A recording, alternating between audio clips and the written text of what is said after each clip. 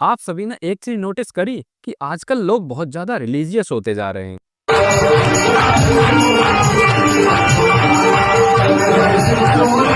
मैं आजकल अपना व्हाट्सएप स्टेटस चेक करता हूँ तो हर दूसरे बंदे ने किसी न किसी भगवान की फोटो अपने स्टेटस में लगाई हुई होती। मोस्टली खाटू श्याम जी का और प्रेमानंद महाराज जी का स्टेटस आजकल हर कोई लगा रहा है। इवन रिलीजियस गैदरिंग्स लाइक सत्संग, भागवत या कोई भी अदर ओकेजन हो, इन सभी में आपको युवाओं की बढ़ चढ़ के भागीदारी देखने को मिलेगी। इनफैक्ट जहां भी तीर्थ स्थल हैं, वहां पे पहले बूढ़े बुजुर्ग लोग जाया करते थे, लेकिन आज आप केदारनाथ के वीडियोस एंड रील्स में देख सकते हैं कि बूढ़े बुजुर्गों से ज्यादा वहां आपको युवाओं की भीड़ देखने को मिलेगी। जनवरी में प्रयागराज में हुए महाकुंभ में भी सेम ही ट्रेंड देखने को मिला था, जहां पे मोस्टली क्राउड 25 से 35 साल के बीच ही था। अयोध्या का राम मंदिर हो या फिर बागेश्वर प्रेमानंद महाराज जी का दरबार हो या फिर पोकी बाबा का दरबार, हर जगह आपको युवाओं की बढ़ चढ़ के भीड़ देखने को मिलेगी। तो आज इस वीडियो में इसी कल्चरल ट्रेंड के बारे में बात करेंगे कि ऐसी क्या वजह है जिसकी वजह से younger people are more attracted towards religion, और साथ ही जानेंगे कि कैसे इस वजह से कई सारे युवा आज अंधभक्ति का शिकार हो रहे हैं और कैसे फेक गुरु,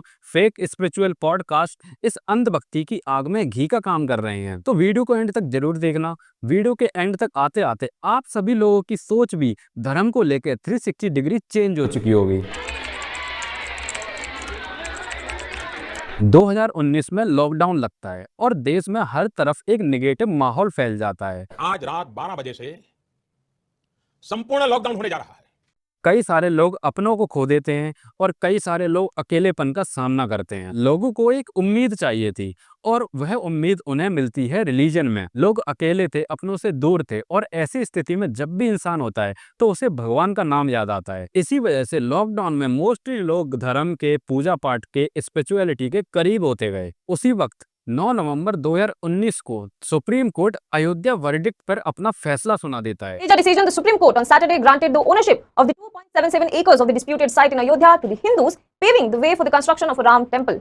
और राम जन्मभूमि ट्रस्ट को टेम्पल कंस्ट्रक्ट करने के पूरे राइट्स मिल जाते हैं और भारतीय हिंदू यूथ की फेथ और स्ट्रांग हो जाती है। 2020 के एक कम्युनिटी सर्वे के हिसाब से पैंडेमिक के दौरान करीब 50% लोगों का रुझान and interest spirituality, religion, prayers, पूजा पाठ इन सभी में बढ़ा है। साथ ही जब सारा भारत घरों में बैठे बैठे बोर हो रहा था, तभी नेशनल टीवी पे टेलीकास्ट करी जाती है रामानंद सागर जी की रामायण,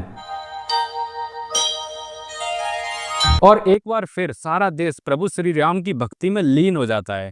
जो भी जेनजी जनरेशन है, जो भी अपकमिंग जनरेशंस हैं, उन्होंने श्री राम को किताबों, किस्से, कहानियों में सुना था, उन्हें पहली बार मौका मिलता है प्रभु श्री राम को ऑन स्क्रीन देखने का। इसी टाइम के बाद से ही ऑनलाइन पूजा, मेडिटेशन एप्स, एस्ट्रोलॉजी ऐप, कई सारे ऑनलाइन गुरुज का बिजनेस काफी तेजी से इंक्रीज हुआ है। एस्ट्रोटॉक ऐप की इतनी बड़ी सक्सेस इसी बात का सबसे बेस्ट प्रूफ है। You see there in front of all of you, you have a ghee button, yes? When you press that ghee button, you offer ghee to the gods. साल 2023 में एस्ट्रोटॉक ऐप ने 282 करोड़ का revenue generate किया, जो 2024 में बढ़ के 650 करोड़ हो गया। अंदाजा है कि 2025-26 में यह ऐप 2000 करोड़ से भी ज्यादा का बिजनेस कर सकता है। न केवल एस्ट्रोटॉक, आज कई सारे एस्ट्रोलॉजी रिलेटेड एप्स मार्केट में आ चुके हैं। मीनवाइल यंग लोगों के बीच बाबाओं की पॉपुलैरिटी भी अच्छी खासी बढ़ती जा रही है। सोशल मीडिया के थ्रू जया किशोरी जी ऑलरेडी युवाओं के बीच काफी फेमस थी। उसके बाद जग्गी वासुदेव, देवी चित्रकला, इंद्रेश उपाध्याय, गौर गोपाल दास, देवकी नंदन ठाकुर, अनिरुद्धाचार्य महाराज, धीरेन्द्र शास्त्री, ये सभी कथावाचक और महाराज जी युवाओं के बीच आज अच्छी खासी पकड़ एंड इन्फ्लुएंस रखते हैं। अब तुम्हें ही निकलना है तो मैं थोड़ी पकड़ने आऊंगा। लड़कों को भी तो सिखाना होगा कि पूरे कपड़े पहने, जितने पहने देखो मत, अपना काम करो। तो बेटा आप बिल्कुल मत पहनो, हमें क्या दिक्कत है। एक टाइम पर लोग ओनली सेलिब्रिटीज को ही इंस्टाग्राम पे फॉलो किया करते थे, लेकिन आज इन सभी बाबाओं की इंस्टाग्राम पे अच्छी खासी फॉलोइंग है। मिलियंस में आज इन सभी बाबाओं की इंस्टाग्राम पे फॉलोअर्स हैं। कई बाबाओं के यूट्यूब पे प्रॉपर चैनल्स हैं जिनकी मोस्टली ऑडियंस आज इंडियन यूथ ही है। जैसा कि मैंने बताया, लॉकडाउन में लोग अकेलेपन और निराशा की वजह से धर्म के करीब जाते गए और उन्हें धर्म के करीब ले जाने में मदद की इंटरनेट ने। साल 2019 में जियो के लॉन्च के बाद पूरे देश में लगभग हर युवा के पास इंटरनेट का एक्सेस आ चुका था। जिन लोगों को इंटरनेट का आई तक नहीं पता था वो आज अपना दिन रात YouTube, Facebook, Instagram and Google पे स्पेंड कर रहे थे और इसी अपॉर्चुनिटी को ग्रैब किया कई सारे यूट्यूबर्स ने। तो चलिए शुरू करते हैं। लॉकडाउन के दौरान कई सारे यूट्यूबर्स ने अपने अपने यूट्यूब चैनल स्टार्ट किए जिनमें कॉमेडी, रोस्टिंग, इंफोटेनमेंट, न्यूज, इस तरह के कई सारे चैनल स्टार्ट हुए। और जिन लोगों के पास लॉकडाउन में कुछ भी करने के लिए नहीं था उन लोगों के लिए YouTube entertainment and time pass का एकमात्र सहारा बन गया। 2022 में लॉकडाउन तो ओवर हो गया लेकिन कंटेंट क्रिएशन की एक फ्लड आ चुकी थी और इसी कंटेंट क्रिएशन की बाढ़ में कई सारे यूट्यूबर्स ने रिलीजियस कंटेंट बना के कई सारे व्यूज एंड सब्सक्राइबर बटोरे। of your soul leaving your body and traveling around the world. Like as in your consciousness and your mind using that pole vaulting technique. और फिर एक नया दौर शुरू हुआ, वो था रिलीजियस पॉडकास्ट का। और इस दौर को शुरू करने के पीछे मैं श्रेय देना चाहूंगा रणवीर इलाहाबादिया और रियल हिट चैनल को। इन दो चैनल्स ने ही यूट्यूब पे इतना सारा रिलीजियस एंड स्पिरिचुअल कंटेंट बनाया है कि बाकी सारे यूट्यूबर्स को तो छोड़ ही दो। को पैसा नहीं आ रहा, कॉन्वेलेक्सा।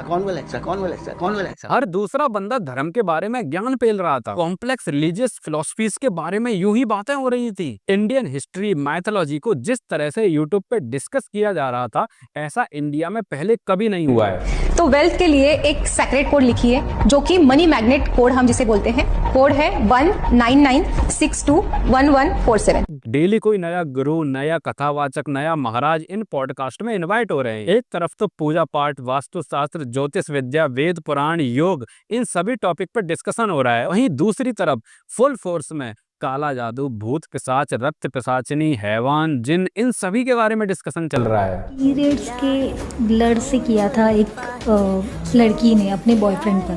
क्या किया था? कुल मिला के इन सभी कंटेंट क्रिएटर्स ने इंडियन यूथ के बीच रिलीजियस क्यूरियोसिटी बढ़ाने का काफी अच्छी तरीके से काम किया है। आप कोई भी रील इंस्टाग्राम पर उठा के देख लो जिसमें कोई महाराज जी ज्ञान बांट रहे होंगे, उसकी एंगेजमेंट नॉर्मल कंटेंट से ज्यादा होती है। उस पर आपको हजारों लाइक्स एंड कमेंट्स देखने को मिलेंगे। ओवरऑल रिलीजियस कंटेंट पर बहुत ज्यादा एंगेजमेंट मिल रही है। अब आता है सबसे मेन एंड सबसे इम्पैक्टफुल रीजन जिसकी वजह से इंडियन यूथ रिलीजन में इतना ज्यादा इंटरेस्टेड होता जा रहा है, वो है सेंट्रल बीजेपी गवर्नमेंट। पूरे हिंदू समाज को हिंसक कहना ये गंभीर विषय है। साल 2014 से पहले इंडिया में नेशनलिज्म एंड रिलीजन इतना ज्यादा ओपनली डिस्कस नहीं हुआ करता था एंड लोगों के बीच भी यह मुद्दा बहुत ज्यादा फेवरेट नहीं था। लेकिन जैसे ही बीजेपी सत्ता में आती है वह राम मंदिर बनवा के अपना सबसे बड़ा प्रॉमिस पूरा कर देती है और लोगों की रिलीजन पर फेथ फिर से वापस आ जाती है। सेंट्रल गवर्नमेंट खुल के एंड प्राउडली अपनी रिलीजियस आइडेंटिटी को फ्लॉन्ट करती है। कहना चाहता हूँ भारत की सनातन यात्रा है जो 155 ट्रिलियन ईयर से लेकर सटीक कैलकुलेशन 84 सेकंड तक का करती है। मुझे लगता है दुनिया में कोई धर्म संस्कृति ऐसी नहीं होगी। और जब जनता अपने लीडर्स को रिलीजन के बारे में ओपनली डिस्कशन करते हुए सुनती है तो कहीं ना कहीं वह भी रिलीजन को एक बहुत ज्यादा सीरियस मुद्दा मानती है। हमारा देश का मांग है तो चाय वाले के बाद गाय वाले का मांग है।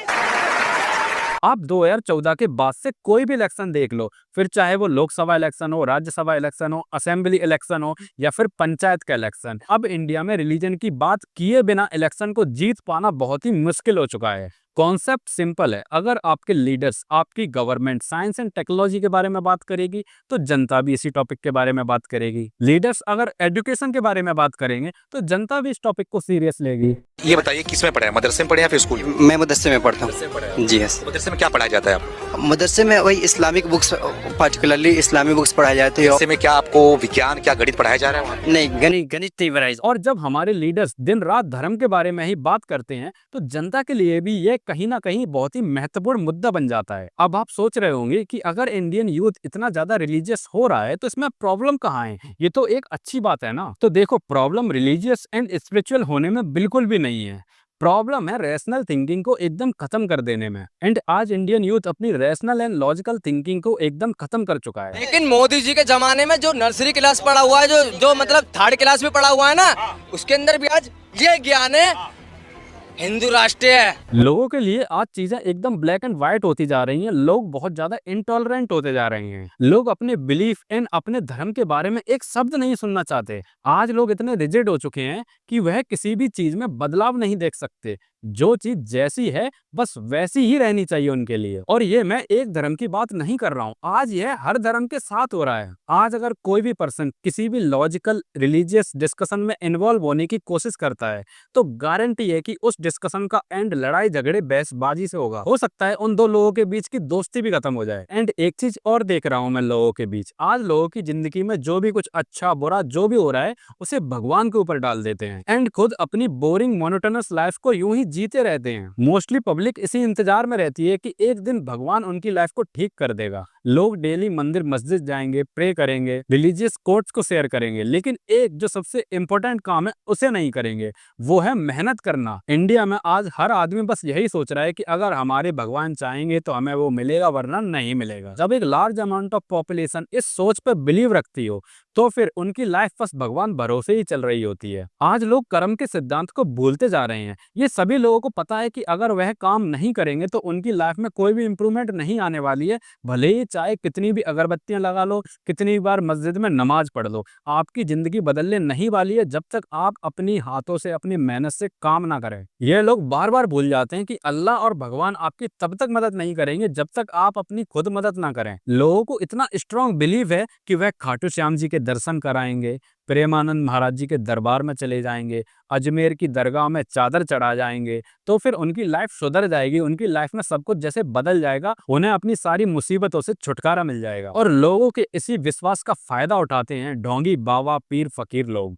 आज हमारे देश में इन पाखंडी बाबाओं का नंबर दिन पर दिन ऐसे बढ़ रहा है जैसे दिल्ली की गर्मी बढ़ रही है। आज कई सारे अंधभक्त इन्हीं सभी फेक बाबाओं का शिकार हो रहे हैं। देखो, मैं ये नहीं कह रहा कि हर कोई बाबा गुरु एंड योग पुरुष फेक ही हो, ढोंगी ही हो, लेकिन आज कोई भी इंसान शरीर पर भगवा वस्त्र धारण कर ले, दो चार ज्ञान की बातें कर ले, लोग बिना रिसर्च करे, बिना उस व्यक्ति के बारे में जाने ही उसके भक्त बन जाते हैं। मेरा एक दोस्त है, उसने भी एक स्पिरिचुअल ग्रुप पाल लिया जो पैसे लेके निर्वाणा देता है। मेरा दोस्त फिर भी उसी की तारीफ करता रहेगा, सारे टाइम उसी की तारीफ करता रहेगा। गुरुजी ने मात्र 25,000 में शरण में ले लिया। मैंने कहा 30 दे देता, मुंह में भी ले लेता। आज कोई भी ऐरा गहरा आदमी किसी भी पॉडकास्ट पे हमारे धर्म के बारे में कुछ भी ज्ञान पेल के चला जाता है, इधर उधर की बातें करके चला जाता है और हम बिना कुछ जाने, बिना कुछ रिसर्च करे उस आदमी पे विश्वास कर लेते हैं। मान लीजिए यहाँ एक नॉनवेज खाना बन रहा है, साथ वाली उसी टेबल पर एक वेजिटेरियन खाना बन रहा है, और वो वेजिटेरियन आदमी ये सोच के खा रहा है मैं तो वेजिटेरियन, बट वो ये नहीं जानता कि वहाँ जो उसकी वाइब्रेशन है पूरी की पूरी उसमें ट्रांसफर हुई है, वो करके वो खाना बना।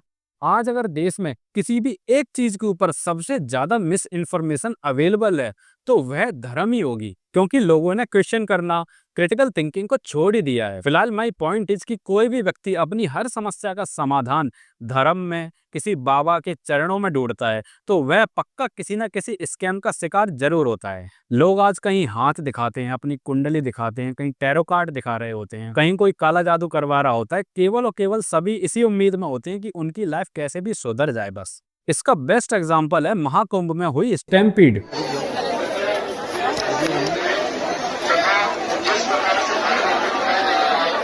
इस स्टैम्पीड में कई सारे मासूम एंड गरीब लोगों की जान चली गई। सभी के सभी लोगों का एक ही गोल था कि उन्हें शाही स्नान में अपने सारे पापों को धोना था।